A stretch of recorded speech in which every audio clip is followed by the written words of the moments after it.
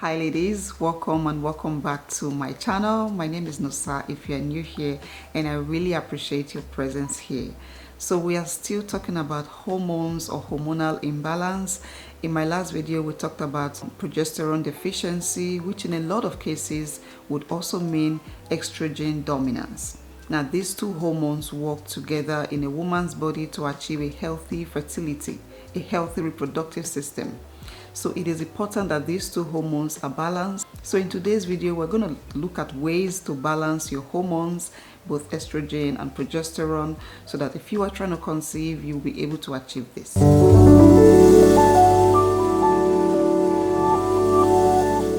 Estrogen is a sex hormone that's primarily produced in a woman's ovaries, and it plays a crucial role in maintaining her sexual and reproductive health. This hormone also plays an essential role in other body systems, including regulating cholesterol levels, maintaining bone health. It affects your mood, it influences puberty, the menstrual cycle, pregnancy, and even menopause. So estrogen is a very important hormone that the body needs. But too much estrogen can become a problem, especially for a woman trying to conceive. So what is estrogen dominance? What does it mean to have high levels of estrogen? Like I mentioned in my intro, both estrogen and progesterone work together to create a healthy reproductive system. These two hormones work well to create a healthy environment or a healthy uterus for implantation and supports a woman's body throughout pregnancy. Now, some women's bodies do not create enough progesterone, and that would create a room for estrogen to take over. Estrogen dominance. These two hormones are supposed to regulate each other or balance each other for a woman's body to function well. But if one is too low, that creates a room for the other one to dominate, and that is not very good, especially for a woman trying to conceive. So what causes this condition? There are several factors. The first one, which we already mentioned, is hormonal imbalance. If your body, your ovaries naturally does not produce enough progesterone, a hormone that is needed to regulate or balance estrogen, that can cause you to experience estrogen dominance. It can just be your body's makeup. Your body naturally produces too much estrogen, or your body naturally does not produce enough progesterone. And in that case, when progesterone levels are low, it creates a room for estrogen to take over. Medications can also play a role. There are certain medications like birth control pills, hormone replacement therapy, and even some fertility treatments that can introduce some kind of synthetic estrogen into the body, and this can disrupt the normal flow or the normal activities of hormone balance in the body. I used to take some birth control pills, but I noticed how it affected my hormones, my menstrual cycle, my overall health. I had to stop taking them completely. So if you are taking some kind of medications, maybe to increase your estrogen levels, maybe you have low levels of estrogen and you are taking medications to increase your estrogen levels, then your body can naturally start overproducing this hormone. So you want to bring this up with your doctor to adjust your medications, maybe reduce the dosage, or even get an alternative, get a different brand or different medications, just to balance things out. So medications definitely can cause hormonal imbalance.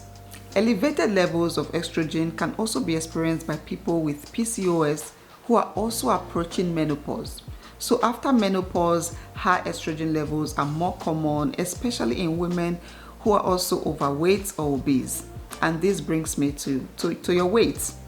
Having a lot of weight, being obese, can also create room for hormonal imbalance. In fact, one of the symptoms of high levels of estrogen is gaining a lot of weight. And that again brings me to your diet, because yes, what you eat can definitely cause you to gain a lot of weight or maintain a healthy weight.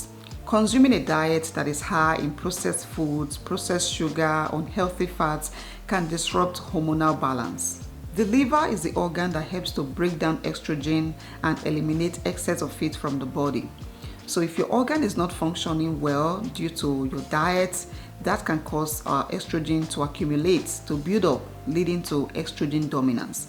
So the foods that you eat are important to balance your hormones and of course give you a healthy weight. Another one is environmental factors. There are a lot of chemicals in the air, in the environment, in the shampoo that you use for your hair, in your nail polish, in your soap, in household cleaning products. And when these chemicals get into your body, they start to act like estrogen, which can also increase your natural estrogen levels.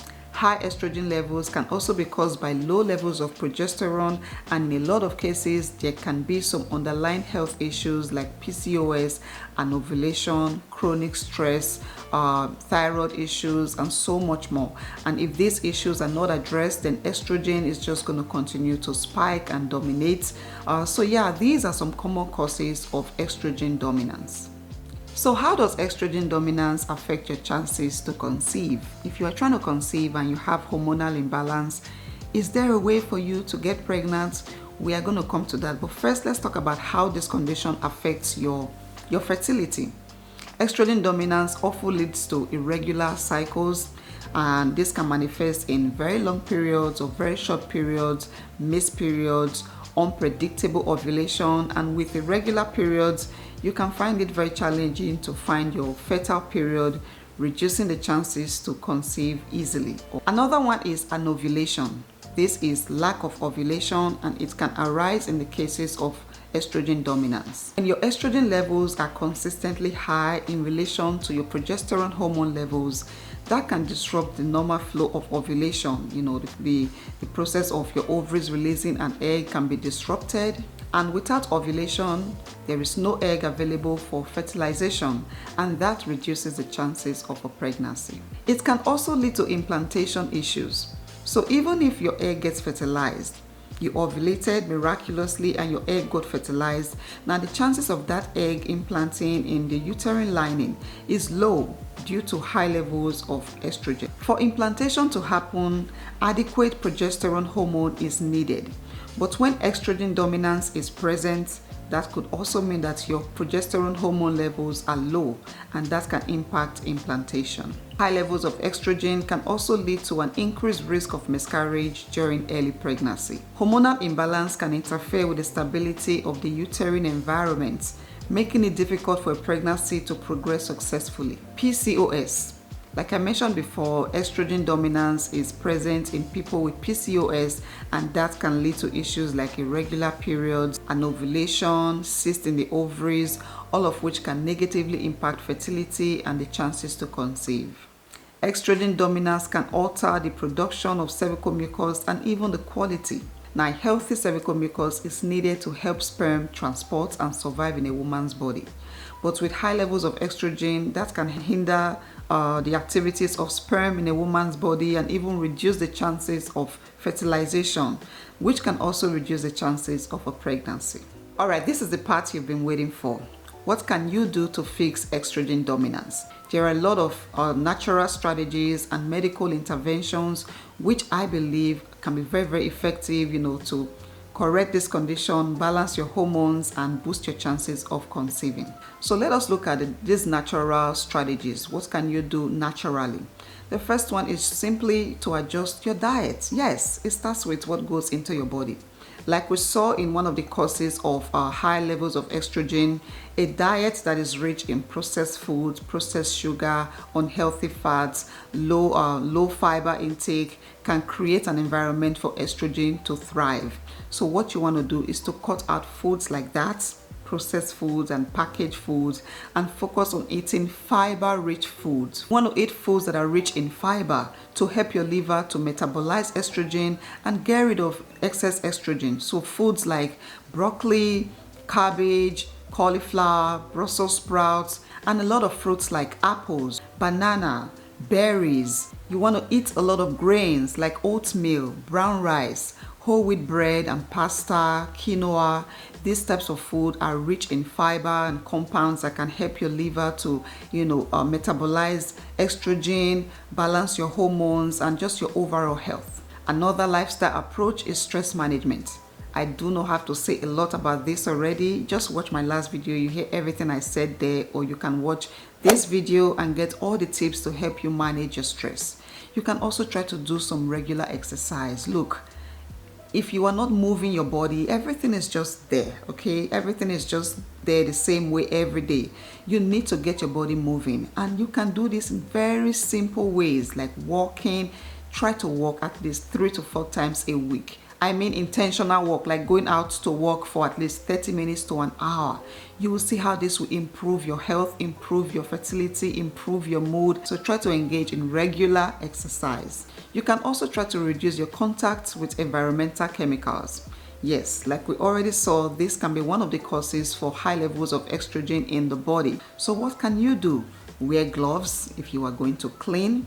Wash your hands after cleaning. Wash your hands all the time, whether you clean or not. When you go out and come back in, wash your hands to get rid of chemicals that you may have touched. And instead of using products that are heavily loaded with chemicals, you can try to use some natural products for cleaning, like baking soda, white vinegar. You can also try to replace your plastics, like plastic bowls, plastic cups, plastic plates, for glass or other, materials that are not made with plastic.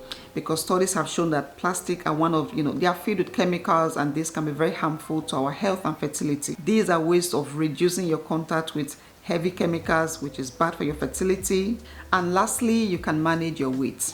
As we have seen, people with a lot of weight or fat tissue are prone to having high levels of estrogen.